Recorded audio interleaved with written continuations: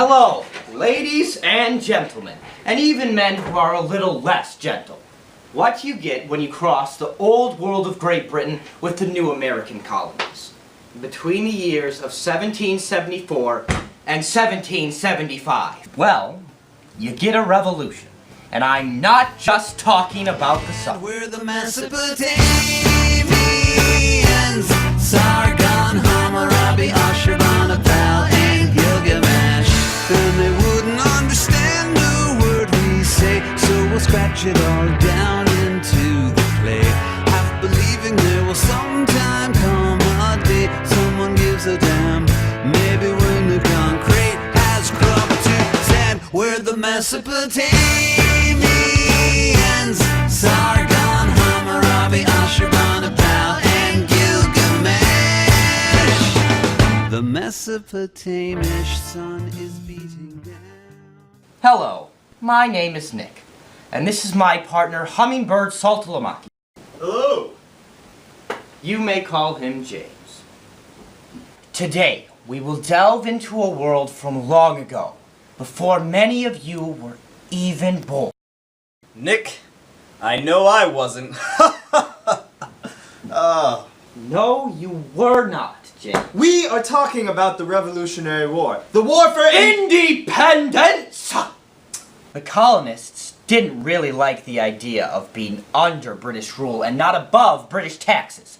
Their cause can be best summarized in the words of Thomas Jefferson, the author of the Declaration of Independence. We hold these truths to be self-evident, that all men are created equal, that they are endowed by their Creator with certain unalienable rights, that among these are life, liberty, and the pursuit of happiness.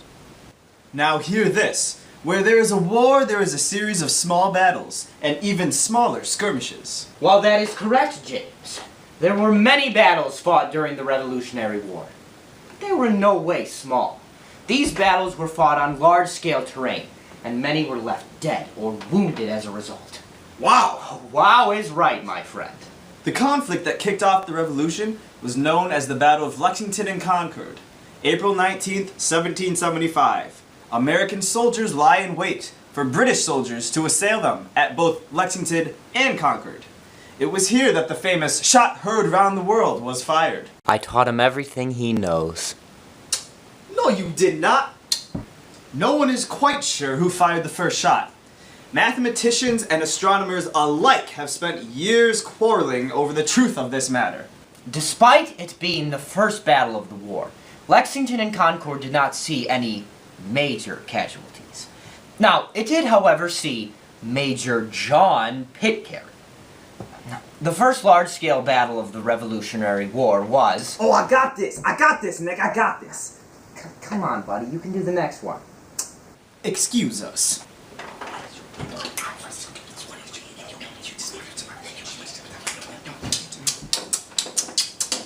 The Battle of Bunker Hill.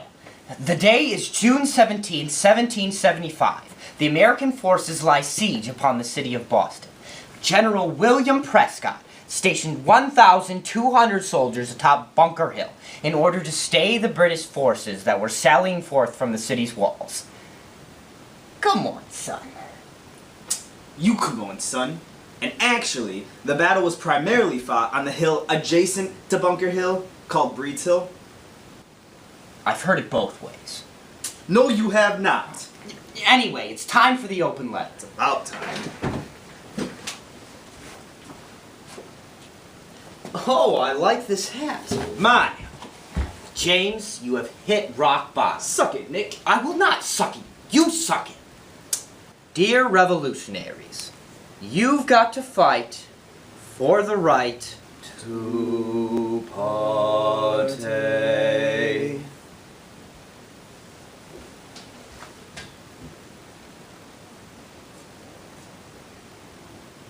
Actually, the British mercenaries, known as Hessians, had that right. But they may have abused it just a little on Christmas Eve, 1776. Christmas morning, General George Washington led his Continental Army across the Delaware to take advantage of the dreary-eyed, drunken Hessian mercenaries. Needless to say, This was an A-OK victory for America. Good job, buddy. You're like a jackal.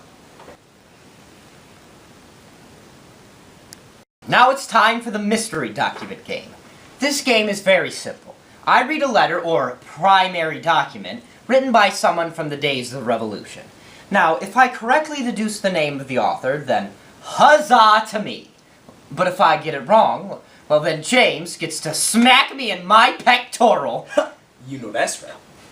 Let us begin. I should forfeit, even in my own opinion, the place I have so long held in yours, if I could be indifferent to your approbation, and silent on the motives which have induced me to join the King's arms. A very few words, however, shall suffice upon a subject so personal. For to the thousands who suffer under the tyranny of the usurpers in the revolted provinces, as well as to the great multitude who have long wished for its supervision. Well, I'm very sorry, James, but there will be no pectoral smacking today. This letter is written by none other than Eggs Benedict. It's Benedict Arnold, Nick.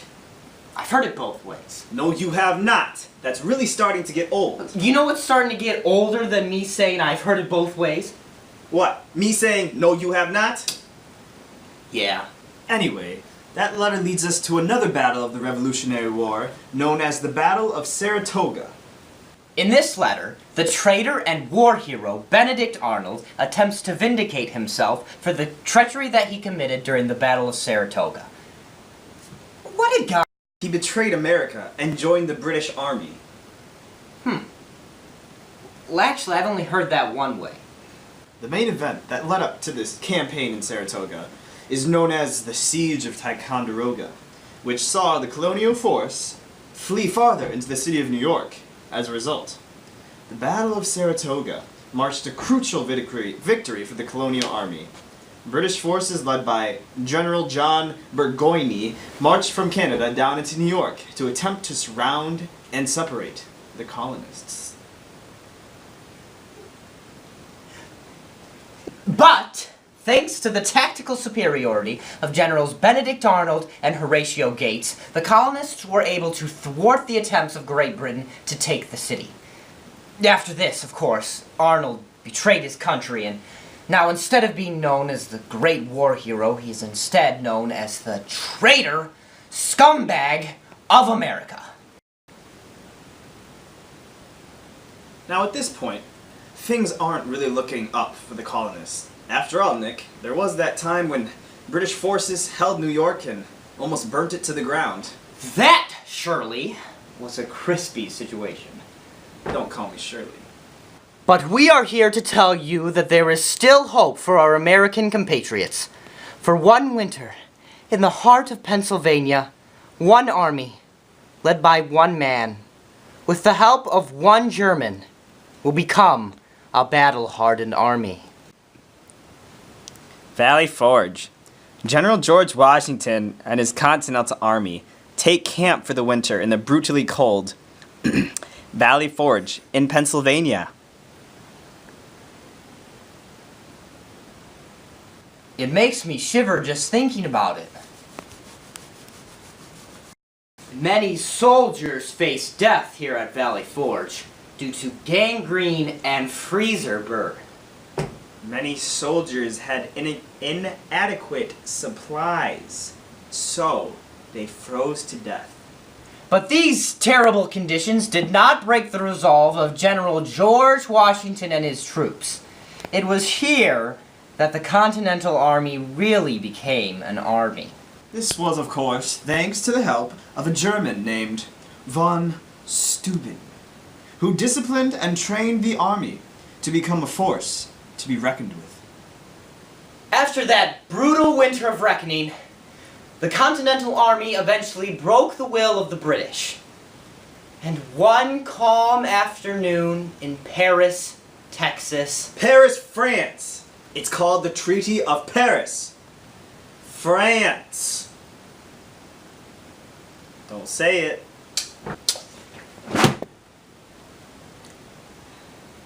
Sadly, that brings us to the end of our time together. James, are you alright? What? Yeah, I'm fine. I'm just trying to get... What are you trying to find? Bigfoot? I'm fine, Nick. Alright. Well, thank you one. Thank you all. As we begin to part, and perhaps this very well may be the last time some of us see each other. As long as we speak through our hearts and live from our passions, we are all one. Together! This cinematic is brought to you by Byron Enterprises.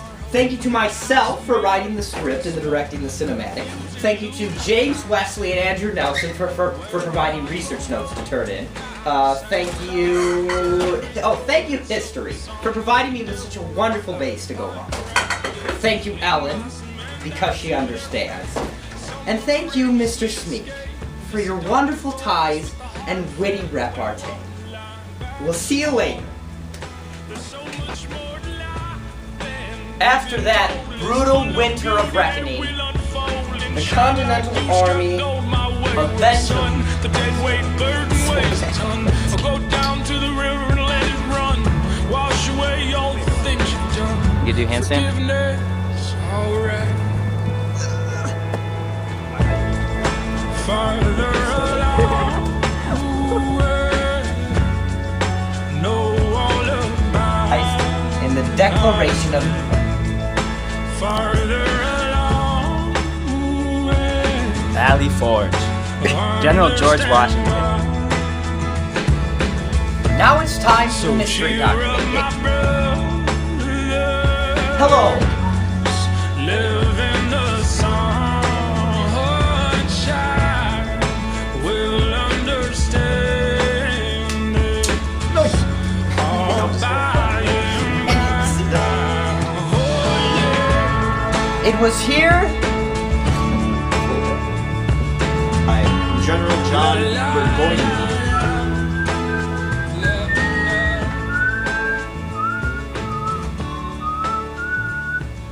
Burgoyne.